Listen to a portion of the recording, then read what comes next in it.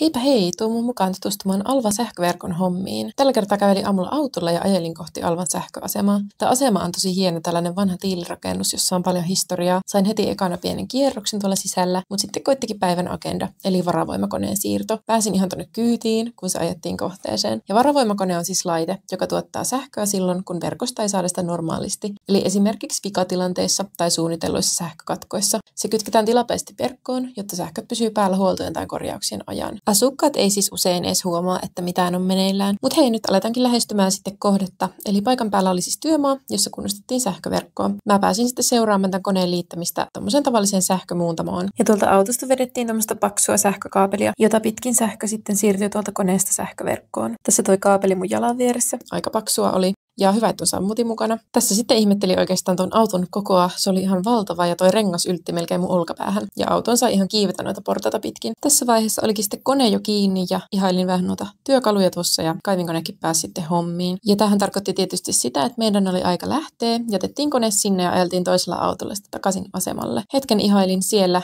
robottiruohonleikkuria ja lähdin kotitoimistoa kohti ajelemaan. Ja vikat hommat sitten kotona ja viikonlopun viettoon. Moikka moi!